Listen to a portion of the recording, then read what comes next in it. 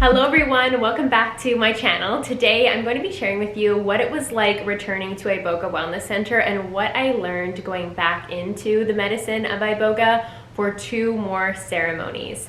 So if you haven't followed along on this series yet, I've shared my experiences about receiving the call to Iboga, going to Iboga Wellness Center, what my ceremony experiences were like before, and all of that's linked down below in a playlist, as well as the link to Iboga Wellness Center.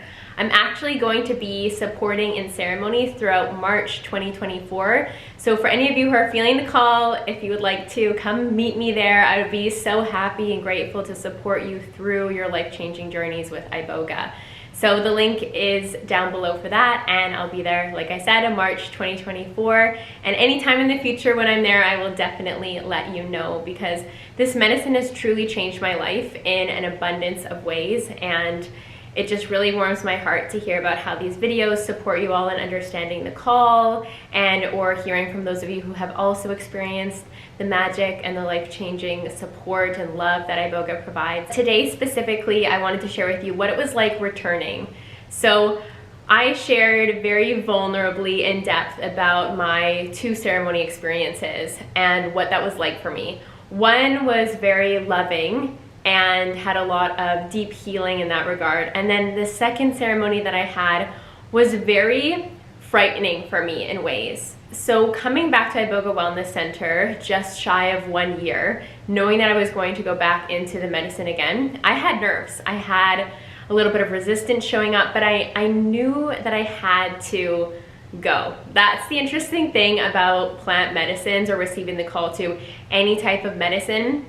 For me, the visual that I'm going to paint for you guys is that I'm sitting on a conveyor belt, and let's say ceremony's here. Okay, I'm getting closer and closer and closer. I know that I have to do this thing, discomfort showing up, but it's like, I'm never gonna jump off the conveyor belt and be like, no. It's that call of the heart that is so strong that even though I might have some fear, even though some doubts may come up, I'm still committed to myself and my journey. So that's what it's like anytime that I receive the call to any of the medicines. So I just kind of wanted to paint that visual for you. So I knew that I was going. I had fears, I had resistance, I had some doubts. That is just a natural part of the process, but I knew in my heart of hearts that I had to be there. I had to experience this beautiful medicine again, because in hindsight, I see how my life completely changed after Iboga in a multitude of ways. Life got real good, real peaceful, real calm. I was more present than ever with my life, which is such a gift. And I didn't know that it would be possible or could be possible to feel as good as I felt in my mind, body, and spirit.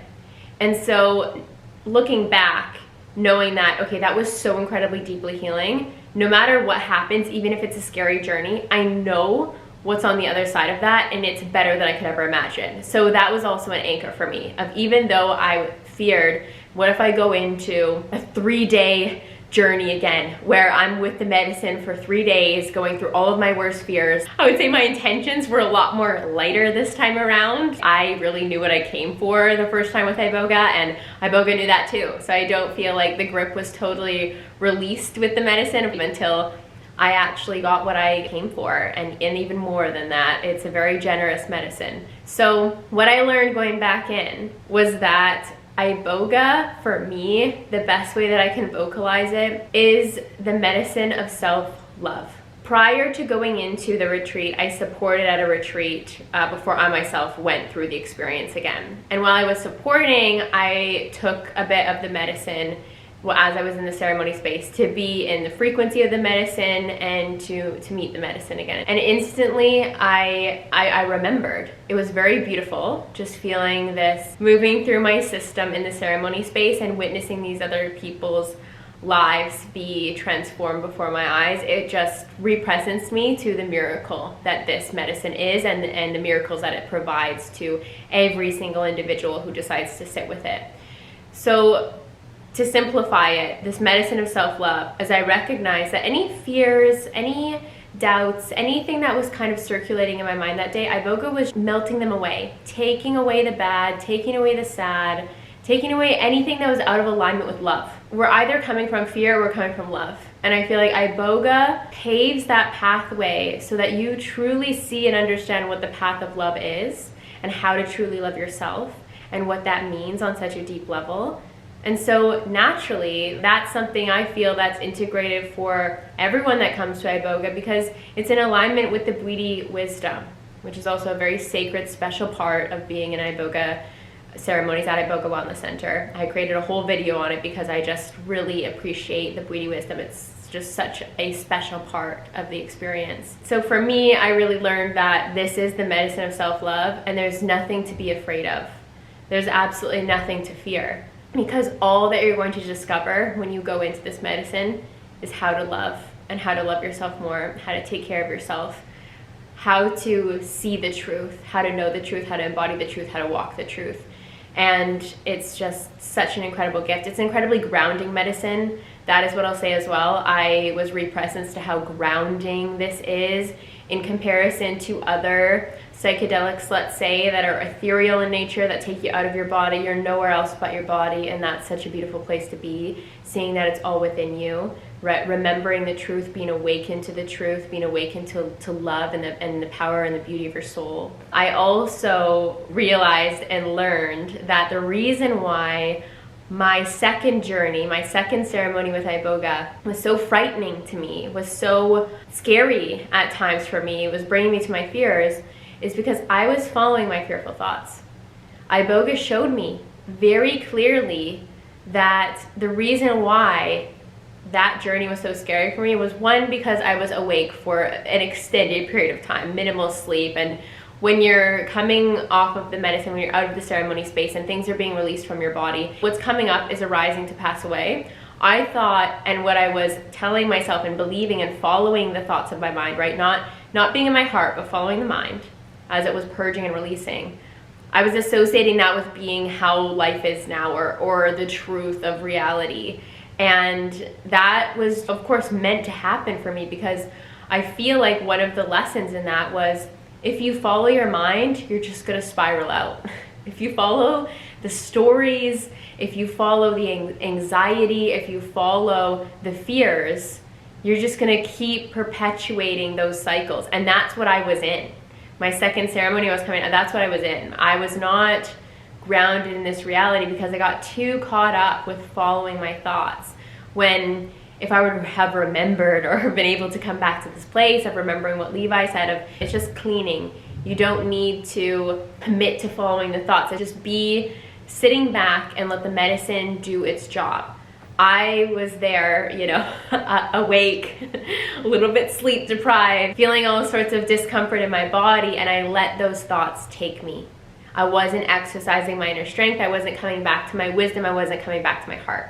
So in recognizing that, before I went into the medicine again, I realized I'm not going to do that again. That lesson now has been fully integrated. It took almost a year. It took actually returning to Iboga Wellness Center, facing, let's say, a fear that would be to go into the medicine again, knowing that I had a very scary feeling second journey. I realized it was because I was following the fears. So I want to share that with each of you today, because I know that maybe there might be fears. And like I said at the beginning of this video, that's natural. And I don't want my video recalling my second ceremony to scare you. I want you to know how powerful this medicine is, because it gave me everything I intended for. It gave me even more, so it gave me the best year of my life, completely new life, I feel. And I had to do that. It was all perfect for me for what it was. It didn't scare me from coming back again, so it wasn't that scary. And as I'm sharing now, it was all part of this greater lesson that I needed to learn, that if I follow my fearful thoughts, I'm just going to perpetuate fearful cycles. If I follow my anxiety, I'm just going to keep getting more anxiety. And it's coming back to my heart, coming back to my truth, coming back to my center. And there's nothing that can shake me. And so the medicines don't always give you what you want, they give you what they need. And there's a perfect example of that right there, of I needed to actually witness how uncomfortable and scary and fear perpetuating it is when I follow my mind down to these scary corners and crevices. So I hope that that grants you some insight, some awareness, and perhaps alleviates any fears or resistance you have in going into the journey. I really can't wait to share more about my experiences sitting again with the medicine this time around, this most recent time around at Iboga Wellness Center, because my journeys were completely different. I reached a new level with the medicine, and it's just so close to my heart. It's just so special. It's almost hard to sit down and vocalize it, and that's why it has taken me so long to sit down and make these videos when I intended to do it right after I got out of ceremony, was because it's so precious. It has changed my life in like a magnitude of ways. It's almost like making me emotional, because I just want to do of service to this medicine what it's done for me, and it's hard to find the words because it's like hard to find English. Let's say it's hard to find language for the multi-dimensional ways in which this medicine has gifted me in my life. And of course, I've shared the physical healing. I'm sure that you guys can just energetically pick up on differences in me, perhaps a lightness or freedom. But it's taken some time to find words. I still feel like I'm finding the words, but these are, again, some of the things that I wanted to share with you of what I learned going back, what I learned about facing any fears, about choosing to follow the call and where my heart knew that it had to be. And you're in no better place than Iboga Wellness Center to participate in these ceremonies. You're so held. That, again, was just integrated even further. As soon as I arrived back there, I was like, oh yeah, I remember this slice of heaven on earth. I remember all these earth angels that are here supporting, and Levi just being such an incredible provider of the medicine, just really embodied in the truth.